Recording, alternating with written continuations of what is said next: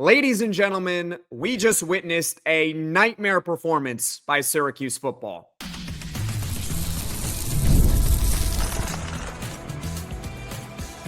You are Locked On Syracuse, your daily podcast on the Syracuse Orange, part of the Locked On Podcast Network, your team every day.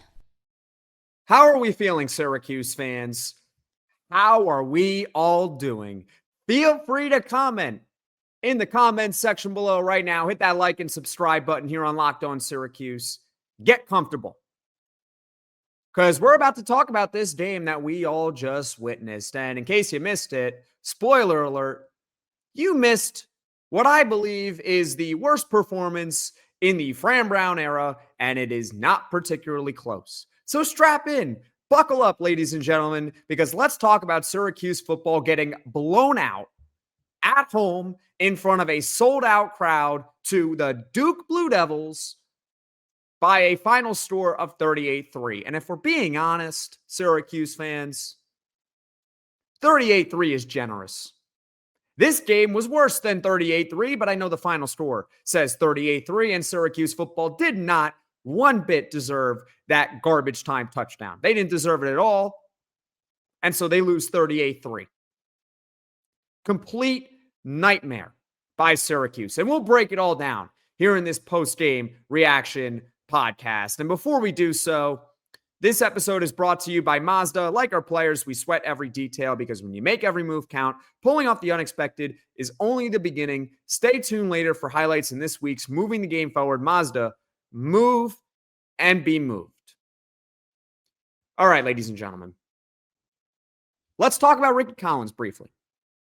Rickie Collins making his first career start in college. Not even just for Syracuse, just in general. His third year in college.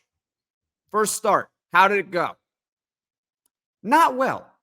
Rickie Collins did not perform well for Syracuse in this game. But here's the worst part about it, ladies and gentlemen. You can't just put this game on Rickie Collins. The worst part about this game is that the entire team, players, coaches, you want to loop myself as a podcaster, that's fine, I'll take it as well, did not show up. They did not perform in this game one bit. So we're going to go over all the mistakes and all the miscues that Rickie Collins had in this one.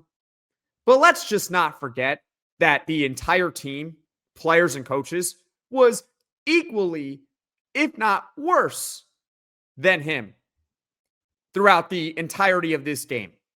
The only couple of players that seemed to perform, Antoine Delorier made a couple of nice tackles. He's the true freshman linebacker. He looks like a stud. Even then, he wasn't perfect to begin this game. So really, it was Trip Woody, the kicker, who was called upon to make one field goal from 29 yards, and he made it. And the punter, Jack Stonehouse, was pretty good too. Everyone else, not very good. And let's just get this part out of the way, okay? In the lead up to this game, there was a lot of talk about Fran Brown from the national media, how he could be the hottest new coach in the next coaching cycle. And we've even brought that up here on Locked On Syracuse. Well, I got news for you all, ladies and gentlemen.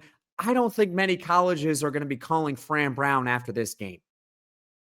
And I'm not going to sit here and say that Fran Brown is now a bad coach, that Fran Brown doesn't have Syracuse in the right direction. I still believe those things to be true. But let's calm down a little bit right now about Syracuse, okay? Let's just calm down a little bit and let's see how the rest of this season unfolds. Because this performance was the worst performance in the Fran Brown era. I stopped taking notes at 31-3 Duke, and we could have just started the podcast right then and there. Honestly, we could have just done that. Let's talk about the turning point of this game. What went wrong for Syracuse? Jackson, what happened? You may have missed the game. What was it that happened? Well, it's the second quarter. Syracuse is only down 10-3. All right. So you're within a touchdown. You're fine. They have the ball. They're moving a little bit, but they get backed up. 2nd down and 20 at their own 40-ish yard line. I believe they're at their own 42 to be exact. Rickie Collins in the shotgun delivers a strike to Jonte Cook. Ball's a little bit high, so Jonte Cook has to leap up and make a catch, but it's near the 1st down, and as he's sort of turning upfield and coming down to the ground, he fumbles the football. This fumble was not on Jonte Cook. Don't worry, he had another one later on in the game, which was completely his fault, but this one I will excuse for Jonte Cook.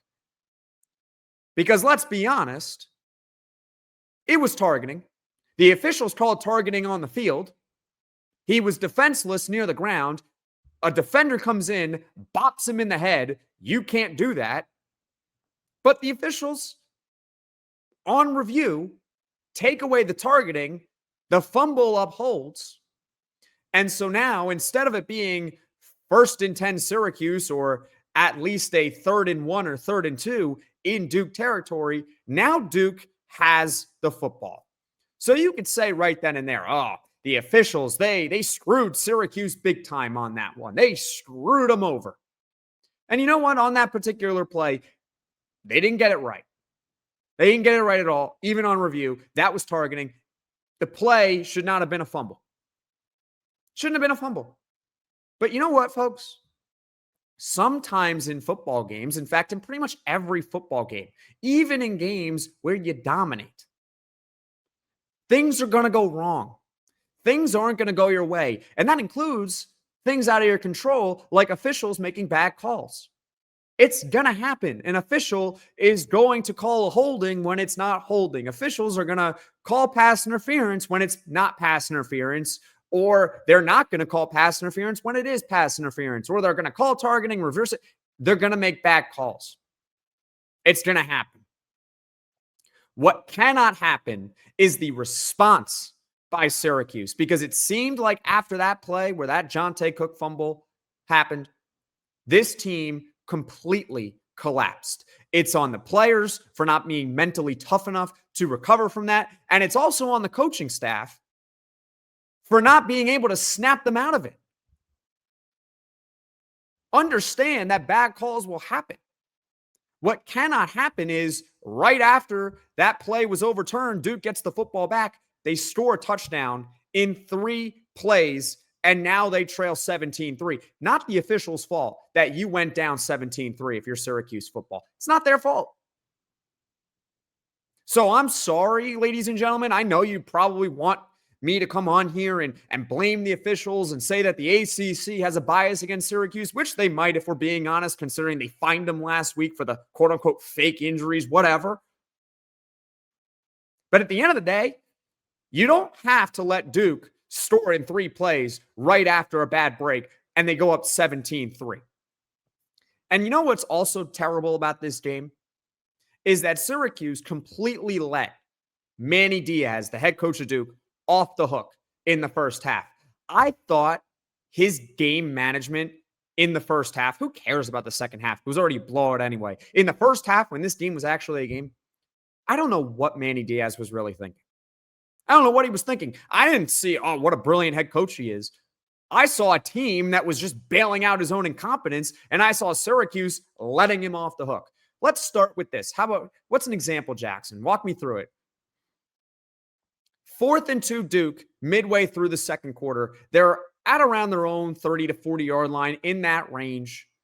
4th and 2, up 17-3. You punt the football 100 times out of 100. But Manny Diaz decides, I'm going to go for it. I'm going to run right up the middle at Syracuse. That's a terrible decision. Duke's up 17-3. They don't need to be aggressive and go for it well in their own territory and potentially risk giving the ball to Syracuse in great field position. I don't know what he's doing there. And Duke was getting the ball to start the second half. No reason to go for it there. But hey, Syracuse letting him off the hook. You know, the defense is allowed to make a big play, and they don't make the big play. Stupid decision. But Duke gets it, and then they score a touchdown on that drive. Shout out to Davian Kerr, who had just a splendid performance by slipping on the touchdown. I believe it was to Cooper Barcade. I mean, he was terrible on defense. He was terrible on special teams, but it's okay because everyone else was pretty terrible too. So it's not just Davian Kerr. I'm not just picking on him.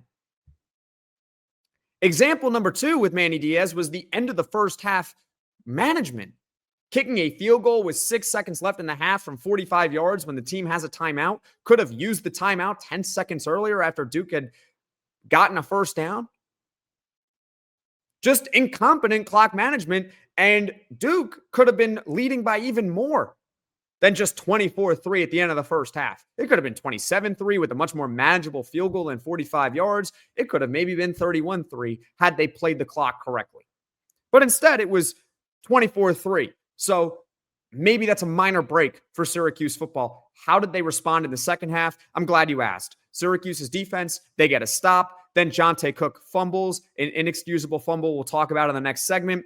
Syracuse's defense, they step up, they get another stop. And then Davian Kerr on the punt decides to catch the ball inside the 5-yard line. I don't know what he is thinking there. I mean, remember how great the special teams was in the first few games of the year? It wasn't very good today. I don't know what that decision was. Syracuse punts. Duke gets the ball back. They score a touchdown. 31-3, the game's over. Who cares what happened after that Duke eventually made it 38-3? So that's your game recap, ladies and gentlemen. Comment your thoughts in the comment section below. Yes, I know I'm emotional, but I'm a Syracuse fan and I'm a Syracuse alum, and that was just a pathetic performance. It was just unacceptable. Losing is going to happen. I'm not expecting this team to be perfect. And I wasn't expecting Syracuse to be perfect today, even though I picked Syracuse to win. You do have a backup quarterback, and I understand that. Rickie Collins didn't perform well in this game, and neither did the rest of the team, players and coaches. Comment your thoughts in the comment section below. Coming up, we'll talk about all the mistakes that Syracuse football made in this one, because I'm sorry, folks, there really aren't any positives to take away from this, except the fact it was only one game. So stick with me here on Locked On Syracuse. This episode is brought to you by Mazda's Moving the Game Forward. For those who believe it's not just about playing the game, it's about redefining it. There are moments that do more than put points on the board. They move crowds, move culture, and keep moving the game forward. This week's moment that moved the game forward, I mean, there was only really one great play by Syracuse football. How about Yassine Willis? Career best 35-yard run in the first quarter, hurdled a defender to do it, led to a Syracuse field goal. When you follow what moves you, the unexpected is only the beginning. And just like there's more to every highlight, there's more to a Mazda vehicle. Mazda, move and be moved. Locked On Syracuse, I'm Jackson Holzer. Thank you so much for joining me here in this post-game reaction podcast. 38-3. I hope you're enjoying the post-game reaction podcast much more than the game itself, and that's usually a bad thing, because if you're enjoying the podcast more than you are the game, that means that Syracuse football likely lost, which in this case, yeah, it was a loss. They lost this game 38-3, and really nothing went right for Syracuse football. Let's go over the mistakes, because there were so many of them. We have the pick of the litter. In fact, I started planning this podcast at 31-3. I could have started recording like I mentioned in the earlier segment. But, I watched till the end. But 31-3 at that point, I started planning this. And I started going over everything that really started going wrong for this team. And I was jotting them down. I have all my notes over here. You can maybe see it, maybe not, maybe with the lighting. The warning signs were there from the start by Syracuse. I mean, it was quite literally the opening kickoff of the game. Syracuse is getting the ball first, and I don't know what happened with Jaden Hart on that opening kickoff. He sort of misplayed it, and then the ball bounces into the end zone, and since he already touched it, thankfully, Jaden Hart had the presence of mind to run out of the end zone and at least get to around the 10, 12-yard line. At least he had the presence of mind to do that.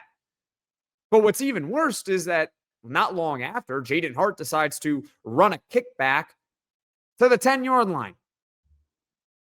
So special teams, which was so great through 4 games, was not exactly on point in this one. Too many miscues. Jaden Hart on kickoffs, Davian Kerr catching a punt at the 5-yard line. Not good enough. Not good enough. And spoiler alert on kickoffs, it's okay to just take the ball at the 25. It's okay. Help your backup quarterback out a little bit with Rickie Collins. We'll get to him. I promise you. We'll get to Rickie Collins. But it does not help a backup quarterback making their first career start when you decide to not catch a ball. So now you're leaving your offense at the 10-yard line and then willingly decide to return another kick to the 10-yard line. It doesn't help your offense. Just take it at the 25-yard line. That's 15 yards of field position. Help your quarterback out a little bit. Let's get to Rickie Collins. That first pick on the first drive of the game. Let's backtrack actually a little bit. He started this game actually pretty well.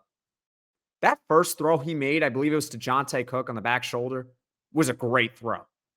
Who else felt a lot of optimism after that first play? I know I did. I was like, oh, okay. Here comes Rickie Collins. This offense isn't going to miss a beat. You could sit here and try to say Jackson, on that first interception, he was pressured. On that interception, was his arm hit? Maybe. I got to see another replay of it. It was ugly. The result was ugly. I don't know what he was doing. I mean, I know what he was doing, but it was such a poorly thrown, inaccurate pass down the left sideline. I believe he's targeting Justice Ross Simmons, who may have been open, or at minimum, if he leads him towards the outside, you're not going to get an interception. Instead, he throws the ball towards the inside. It looks like a duck, and it was an easy interception by the Duke Blue Devils. I mean, what other mistakes? I mean, Rickie Collins in the second quarter just loses the football. Just completely loses the football. The ball falls out of his hands, and thankfully, Niquil Beatran was there to recover the fumble. Otherwise, Duke has the ball inside the Syracuse 5-yard line. He was bad. I mean, his stats in this one, what were they? Let me pull them up right now. 24-37, 229, no touchdowns and an interception. He also wasn't running the football much either. He had -8 rushing yards. -8. I know that includes sacks, but did you see any positive real runs by Rickie Collins? He's clearly a good athlete, but we didn't see it in this one. We did not see it at all. There were missed scoring opportunities by Syracuse. First quarter, Syracuse down 3-0. Credit to the defense. They actually hold Duke to a field goal after that Rickie Collins interception. And Yassine Willis, it's going to be tough to criticize him here because he breaks off a big run. 35 yards. He hurdles a defender. The crowd is going berserk. He's racing his way to the end zone. Green grass in front. It's going to be 7-3 Syracuse. They're going to be just fine. But instead, inside the 10-yard line, instead of running straight, which it looked like if Yassine Willis stays running straight, at minimum, he probably gets tackled inside the 3. If not, he scores. He tries to cut it back to the left. And Duke is able to recover in time to stop him at the 6-yard line. But that's really being nitpicky because you're still set up 1st and goal from the 6-yard line. And the guy hurdled a defender to get you an extra 30 yards or an extra 20 yards, whatever, on the play. So I'm not really criticizing Yassine Willis all that much. I'm just saying he might have been able to score on that had he kept running straight.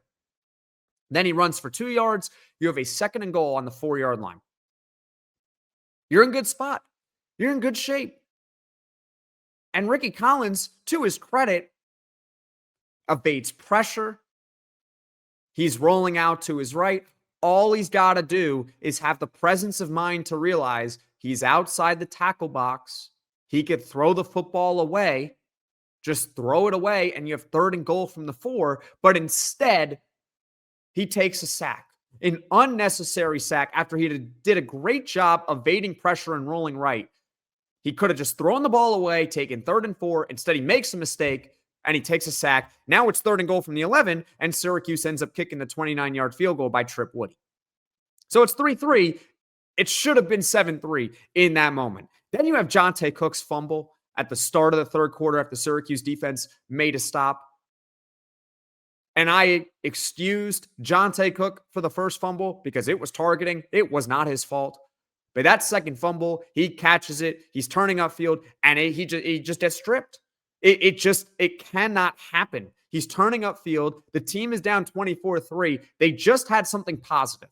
They got to stop on defense. And at that point of the game, you can't score 21 points on one offensive possession. All you can really do, take it one play at a time, one drive at a time, and just trying to stack positive momentum in your favor. The defense got off the field to start the first half. Jonte Cook cannot fumble. He can't. It can't happen. I don't care that Jonte Cook actually performed pretty well. That was a killer mistake on that one. What more? Well, there was plenty more mistakes to go around. It wasn't just the offense either. I mean, let's talk about the Syracuse defense. Oh my goodness. Apparently, according to the broadcast, Nate Shepherd, the running back for Duke, who might actually be a good player, but if you were listening to this broadcast and you were watching the game, Nate Shepherd might as well be the next Eric Dickerson. He is incredible. Or at least that's how Syracuse's defense made him look. That's Eric Dickerson in the backfield, apparently. Darian Mensah, the quarterback, who's great, by the way, best quarterback in the ACC, he didn't have to break a sweat. He didn't have to do much. And his stats were good. They were fine, but he didn't really have to do anything. He just had to make timely throws here and there. So much space. I mean, Cooper Barkate, their wide receiver, who we talked about in the lead up to this game, he's really good. This was hilarious. He burns Demetrius Samuel for a touchdown. He burns him so badly that he still catches the touchdown right in front of Demetrius Samuel after he commits pass interference. Demetrius Samuel did, that is. I mean, if you're going to commit pass interference, if you're Demetrius Samuel, actually interfere with him. Not all penalties are created equal. They're not all created equal. If a guy is going to beat you for a touchdown, then pass interference there is actually the smart thing to do. It's not the NFL where if you commit pass interference in the end zone, it's automatically at the one. You might as well just do it. Just commit pass interference and actually prevent him from catching the ball. So that was an embarrassing play. I mean, Brahim Long got completely burnt on a 3rd and 9 swing pass where he could not get to his man in time. He was running across the formation, and then he just misses a tackle on top of that as he's going through his legs. Big 4th and 2. I mean, Syracuse defense, we talked about this in the first half. You're allowed to get off the field, and they did not. Overall, what more do you want me to really say to you other than that this was just a complete nightmare? That nothing went right for Syracuse football. You want to include my podcasting in there? That's totally fine. I mean, I'll take it. You can blame me all you want. You could say Jackson Holzer is the reason why Syracuse football was pathetic in this one. I can take it. Fine. Maybe it's my fault for actually having belief in this team. Maybe it is. Maybe it is. Comment your thoughts in the comments section below. Coming up, normally coming up, it's the road ahead for Syracuse. No, we're not doing road ahead for Syracuse. I got something better for you all coming up. So stick with me here on Locked On Syracuse. It's the weekend. Time to crown this week's MVP on Who Delivered, powered by DoorDash. Just like you can win every Saturday with DoorDash Streaks, saving more every time you order. These players delivered when it mattered most. Let's break it down. For Syracuse, yeah, they lost 38-3, but you know what? How about Trip Woody making a 29-yard field goal, which tied the game in the first quarter for Syracuse. And just like Trip Woody delivered for Syracuse in the first quarter, DoorDash delivers your Saturdays. With DoorDash Streaks, you save every Saturday you order, stack it up all season. You could save up to $250, including $100 in DoorDash credits. Order this Saturday, keep the streak alive. Fuel your game day only with DoorDash. Terms apply, promo period through November 18th.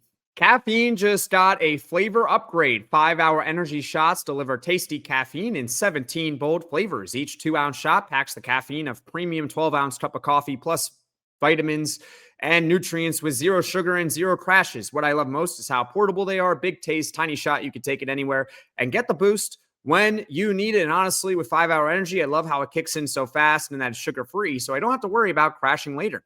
Enough with boring, flavorless caffeine. It's time to give your caffeine a flavor upgrade with 5-hour energy shots. Get the favorites you love or be bold and try something new in store and online at www.5hourenergy.com or Amazon today. Normally, this is the part of the post-game reaction podcast where we start to look ahead for Syracuse football. We call it the Road Ahead segment. All right? We could do that very briefly here. Let's do it very, very briefly. Syracuse football, after this 38-3 loss to Duke.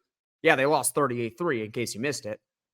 They're 3-2 on the season. They still got to win 3 more games to make a bowl. More on that in just a moment. And next week, they got to travel to SMU. So a road game for Syracuse against a team that's so far underachieving this year, but I still think they're pretty good in SMU. I don't think that they're that bad of a team. And certainly after this Syracuse performance, you can't overlook SMU on the road next week. So there you go. There's your road ahead for Syracuse football. But wait, I promise you, I wasn't done. I wasn't done. Fortunately, in the Fran Brown era so far, what is this now? After this 18 games, and Syracuse has lost only 5 of them. If you had told me at the beginning of the Fran Brown era that in the first 18 games that Syracuse would be 14 or 13-5, I would say that's really, really good. I would say it's really good. So I guess that's a silver lining for you all, ladies and gentlemen. How you look big picture, 13-5 in 18 games is actually pretty good. But of those 5 losses, this was by far and away the worst loss of the Fran Brown era. It's not close. You can give me Stanford and how bad of a loss that was. You can even try to compare this to the Pitt debacle that we witnessed last year. It's not even close to being up there with what happened with Boston College last year. At least Syracuse was competitive in that game. And this was not close to what happened against Tennessee, where Syracuse started slow, but for the most part, they competed in that one, and they lost to a better team. They lost to a better team against Tennessee. Take nothing away from that. That happens. And you could sit here and say, yeah, Duke is the better team, and they are the better team, but they ain't that much better. They ain't 35 points better than Syracuse football. It's one of the worst losses that I have ever witnessed from this program. It's one of the worst losses maybe in the history of the Syracuse program. And then you're going to sit here and say, I'm too young and blah, blah, blah, blah, blah. You don't remember this one. Blah, blah, blah, blah. Look, I 38-3 to Duke at home in front of a sold-out crowd after they just went into Death Valley for the first time in program history and won with a backup quarterback. That was the performance that they decided to give us, given all the circumstances. I witnessed some ugly Dino Babers losses, but I mean, you could, I guess, throw it up right there with them. I know you're going to talk about the Lord Voldemort era of Syracuse football. I refuse to say that coach's name, at least on a podcast.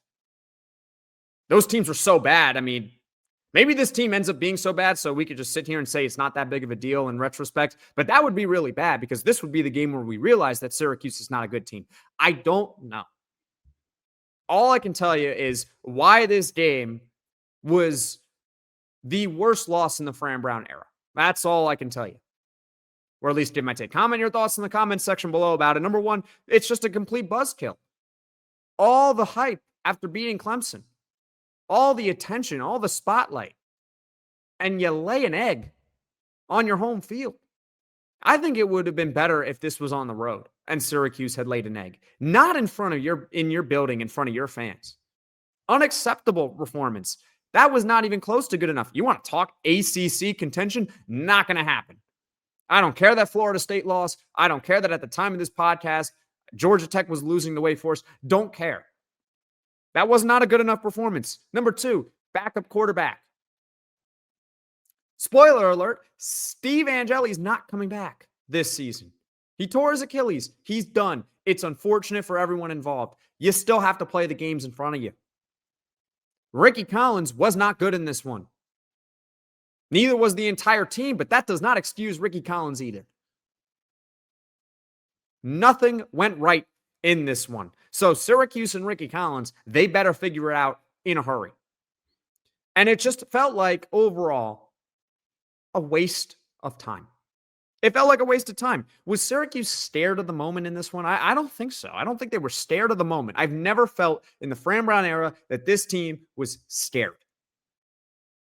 But what it was a complete waste of everyone's time watching this game. That's what it was. Because they did not show up. And honestly, I don't like being fooled. I picked Syracuse to win this game. I put my faith in this team. And it's tough to win me over. I got to let you know, it's tough to win me over, and there's a reason why it's tough to win me over. I'll go over some of the teams that I cheer for. The New York Jets. You think I'm ever going to put faith in the New York Jets? The New York Mets. The New York Mets. Let me tell you about them. And the Florida Panthers are the other team that I put my faith in. But you know what? Up until the last few years, it was very difficult to put my faith in that team. But you know what? Credit to them. It does show you that a miracle can happen where a program can build up, a franchise can build up, college, professional, it doesn't matter. But there is a reason why I am wired the way that I'm wired, where it is very hard for me to put a lot of faith in a team. And so when I do put faith in a team and they don't perform, I get really upset. And I get that that's more of a personal thing. I understand that. Maybe you feel differently. But I don't like getting duped. I don't like getting fooled. And I felt fooled watching this performance. Comment your thoughts in the comment section below. I mean, you want to talk about a bowl game briefly? How about just performing better against SMU? Just perform better against SMU. The silver lining is that this is one game. It's one game. That's your silver lining, ladies and gentlemen. One really, really bad game. Last year, we saw Syracuse bounce back. We saw them bounce back after a really poor performance against Stanford. We saw them bounce back after a really poor performance against Pitt and another one against Boston College. They can bounce back in the Fran Brown era. We've seen that. But you know what? They better figure it out in a hurry. Complete nightmare for Syracuse football. As far as what's coming up on this podcast here in the near future, fan reaction podcast coming tomorrow on Sunday. And then on Monday, big picture takeaways following this game. Hopefully those podcasts are a little bit less emotional than I am right now. I apologize, but you know what? That was just a pathetic game. Thank you all so much for watching. Thank you all so much for listening. You like this podcast? Be sure to hit that like button. You really enjoy the podcast? Be sure to hit subscribe. Tell all your friends about Locked On Syracuse. I'll see you all again soon.